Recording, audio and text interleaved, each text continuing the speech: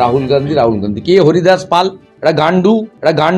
রথে রামও হয়, রথে রাম ছাগলও হয়। রাম ছাগলগুলো বিজেপির, এই শুভেন্দু অধিকারীর মতো রাম ছাগলদের।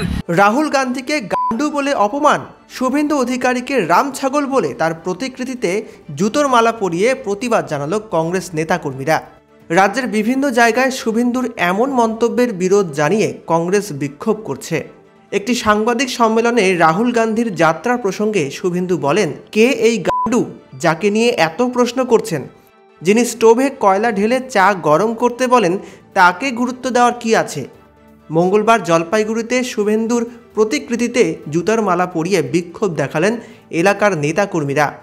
অন্যদিকে মালদা সহ আরও কয়েকটি জায়গায় শুভেন্দুর কুশ পুতুল পুড়িয়ে প্রতিবাদে সামিল হলেন কংগ্রেসি নেতারা। শুভেন্দুর এমন মন্তব্যের প্রতিবাদ জানিয়ে বিক্ষোভের আজ দেশ জুড়ে। রথে রামও হয়, রথে রাম ছাগলও হয়।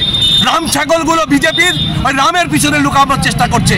তাই এই শুভেন্দু অধিকারীর মতো রাম ছাগলদের আজকে টাউন ব্লক কংগ্রেসের সভাপতি হিসাবে আমি অম্লান মুছে বলে দিতে চাই যে জলপাইগুড়িতে যেদিন আপনি আসবেন, আমাদের প্রিয় নেতাকে আপনার গালিগালাজ করার জবাব আমরা আপনার মুখে কালি ছুঁড়ে দিব।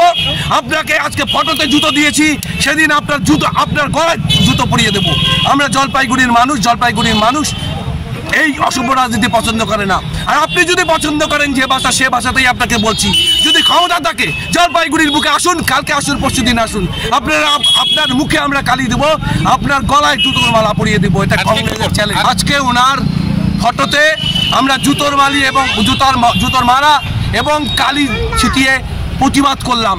এই প্রতিবাদ বাংলা পছন্দ করে না, তবু করলাম, কারণ শুভেন্দু অধিকারী যে ভাষা বোঝে, বিজেপি যে ভাষা বোঝে, আরএসএস যে ভাষা বোঝে, সেই ভাষাতেই ওনাদের উত্তর দিতে হবে। সেই ভাষাতে আজকে ওনাদের উত্তর দিতে পারছে না তৃণমূল কংগ্রেস। তার জন্যই আজকে বাংলায় বিজেপির এত বারবারন্ত।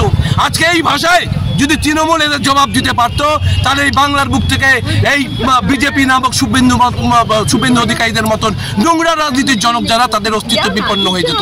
পারছে না। গত 4 দিন ধরেই একই প্রশ্ন করে যাচ্ছেন রাহুল গান্ধী কে হরিদাস পাল, এটা গান্ডু।